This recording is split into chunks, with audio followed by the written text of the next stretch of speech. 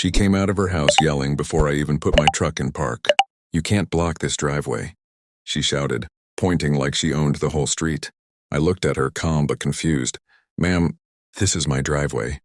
But Karen wasn't having it. She crossed her arms and said, "I don't care whose it is. You can't just park here whenever you want." I laughed quietly, thinking she must be joking. But then she pulled out her phone. "I'm calling the police," she said, pacing around like she was some kind of officer herself. I stood there watching her shout fake directions into the phone, telling them I was a suspicious man blocking private property. I couldn't believe what I was hearing.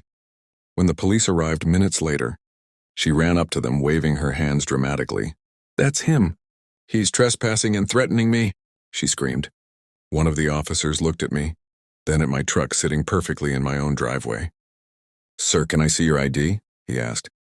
I handed it over without saying a word. Karen smirked like she'd already won. As the officer looked at my license, his face changed. He looked at me again, this time with a little more respect. "Is this address yours?" he asked. "Yes, officer," I replied calmly. "I've lived here for 10 years. Karen's smirk faded fast. "That's impossible," she snapped. "This property is part of the HOA, and I manage this block." The officer gave her a sharp look. "Ma'am, this address isn't under your HOA's jurisdiction," he said. She froze. "What?" she whispered. I could see the confusion in her eyes turning into anger. She took a step closer to me, lowering her voice. "You think you're smart, huh? I'll make sure you regret this." I smiled slightly. "You've already made sure of that," I said, walking toward my truck. But as I opened the door, she shouted again, "You think you're untouchable? I know people." She didn't realize, and so did I. And as I stood there watching her storm back into her house, I decided if she wanted to play this game, she'd chosen the wrong opponent. She called the police on a military officer and didn't even know who she was dealing with. The next morning, I found a bright orange paper taped to my front door. "Notice of violation. Unauthorized parking, property misuse," it read, with Karen's messy signature at the bottom. She had made her own HOA ticket. I laughed in disbelief. She had actually gone that far. My wife, standing behind me, frowned. "She's not going to stop, is she?" I shook my head. "No. But I think it's time she learns who she's messing with." I pulled out my phone and checked the feed from the security cameras around the house. There she was, walking up to my driveway at 1 a.m., taping that fake notice, and taking pictures of my truck like she was building a case. I saved the footage. An hour later, I was in the garage when I heard shouting again. "Move your truck or I'll have it towed." Karen stood at the edge of the driveway with a tow truck driver beside her. The man looked hesitant. "Ma'am, I'm not sure this is the right address," he said. But Karen snapped, "Do your job. This man is violating HOA rules." I stepped outside slowly, hands in pockets. "Morning," I said. The tow driver looked at me nervously. You live here?" he asked. "Yeah," I said, smiling. "And I have every right to park on my own driveway." Karen's face turned red. "He's lying," she barked. "This property was sold months ago." That's when I took out my phone and played the video. Karen placing the fake notice on my door in the middle of the night. The tow driver's jaw dropped. "Ma'am, you're the one trespassing," he said quietly. Karen froze. You can't prove that's me," she stammered. "Oh, I can," I said. "And so can my friends at the sheriff's office." I didn't raise my voice, didn't threaten her, just said it calmly. That was enough to make her step back. Her eyes flickered. You know the sheriff?" she asked. I nodded. "I've worked with him for years." I paused, letting the silence hang. "Karen, I'm not just some guy you can bully. I'm a commanding officer in the U.S. Army. You made a big mistake." She went pale, her lips tightening as she looked around like she was searching for words.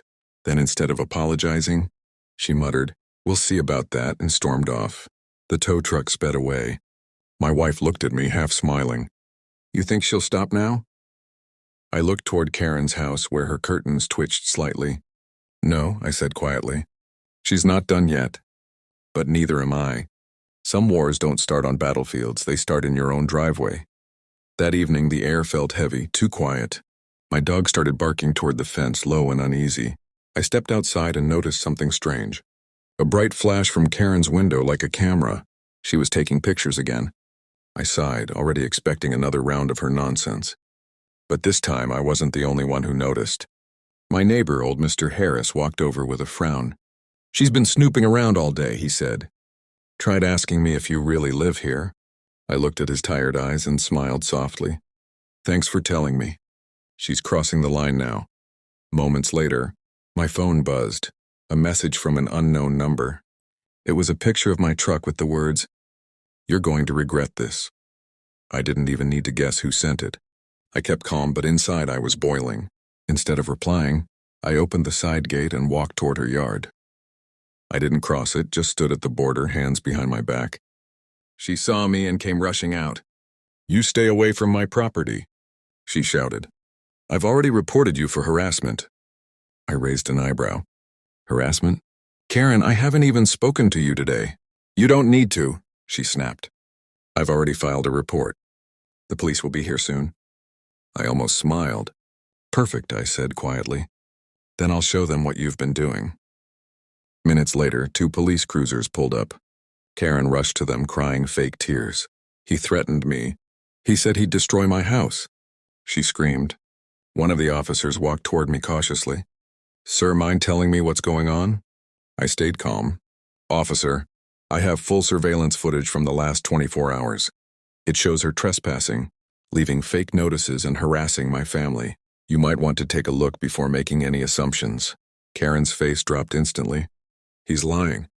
He made that up," she yelled, but her voice cracked. The officer took my phone, watched for a minute, and frowned. "Ma'am, is this you putting that paper on his door last night?"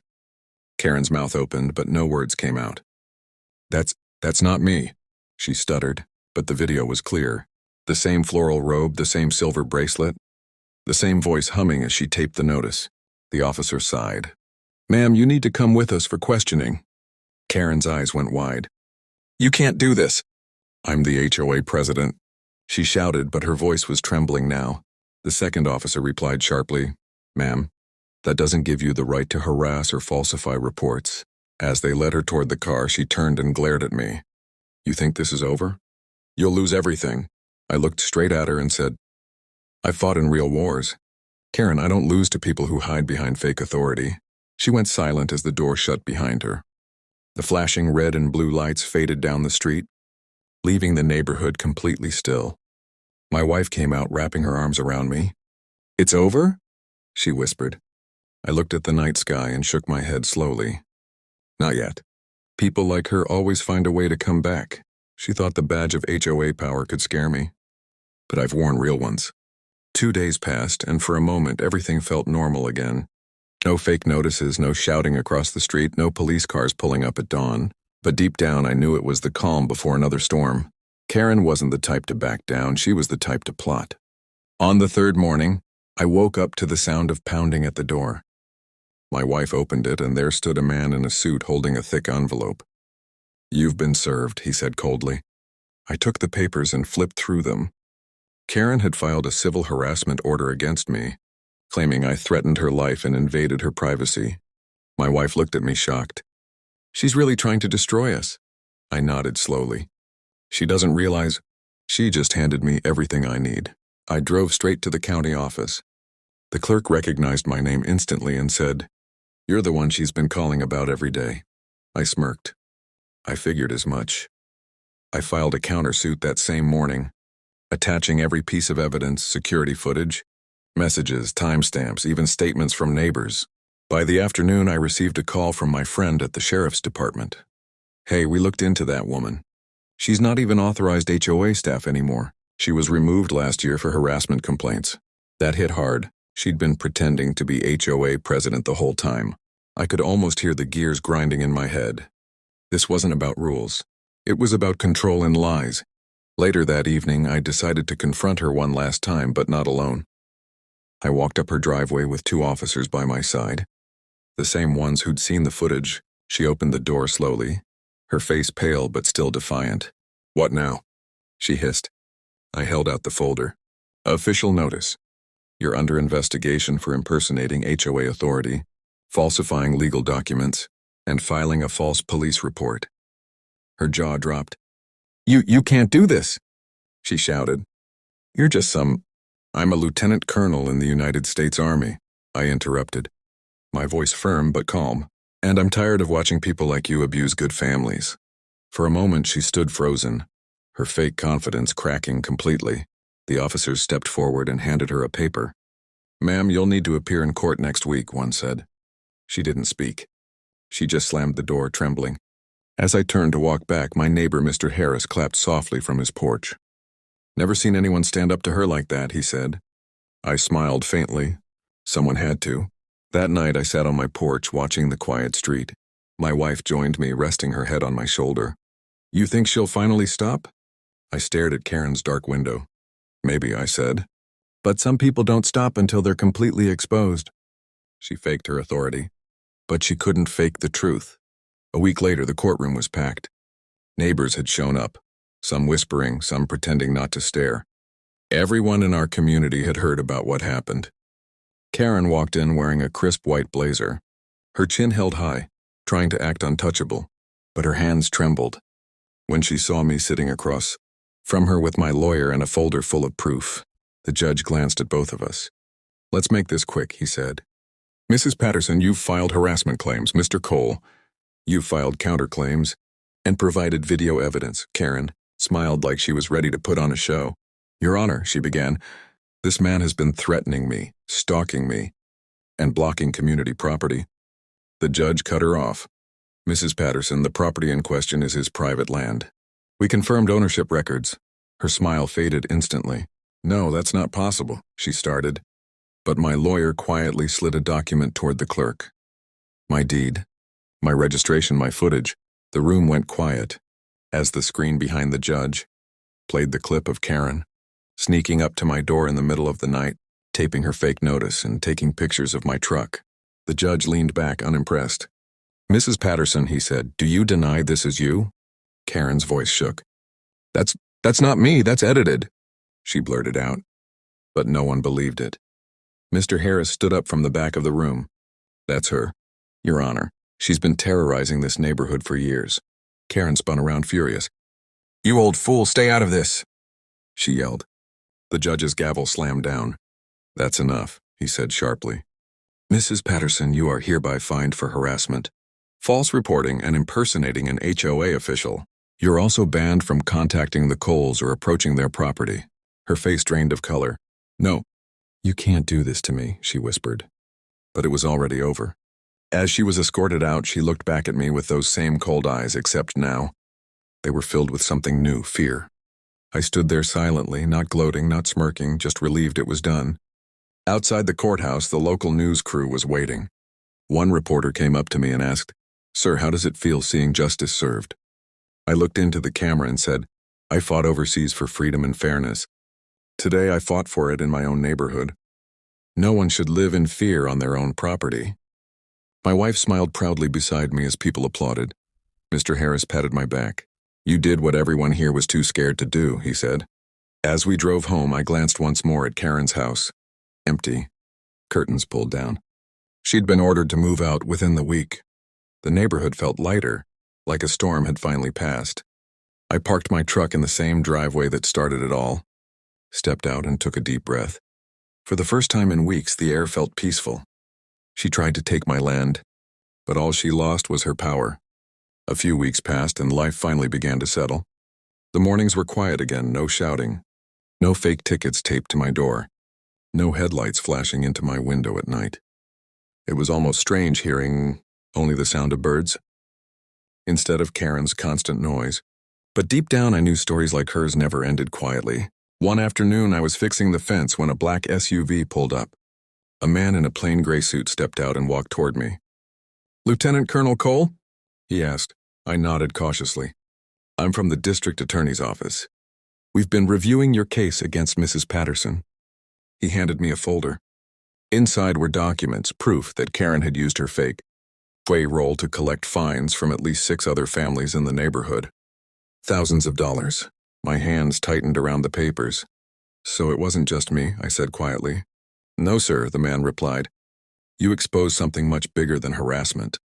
Your report helped us open a full investigation. He paused. We've issued a warrant for her, arrest on multiple charges of fraud and Impersonation. For a moment I just stood there staring at the folder. It was bigger than personal revenge now. It was justice for every family she'd bullied. My wife came out onto the porch. "What's going on?" she asked. I handed her the file. "Karen's going to prison," I said softly. That night, the neighborhood gathered outside my house. People who barely spoke before now came up, shaking my hand, thanking me. "We were all scared of her," one woman said, tears in her eyes. "She ruined our peace for years." I smiled faintly. "She can't hurt anyone anymore." A week later, I watched from my porch as police cars surrounded Karen's house. She was led out in handcuffs, still shouting, "This isn't over. You'll all pay for this." But this time nobody listened. The same officers she once called to arrest me now read her rights. As the cars drove off, my wife turned to me. "You really ended it," she said. I looked at her, then back at the quiet street. "No," I replied, "we restored it." The next morning, sunlight hit my driveway just right, the same spot where it all began. I stood there for a long moment, feeling that deep calm that only comes after a long battle. My dog barked once, chasing a squirrel, and I laughed for the first time in weeks. Sometimes, justice doesn't come from a courtroom. It starts with someone refusing to be pushed. She tried to take control of a neighborhood, but ended up losing her freedom. The end.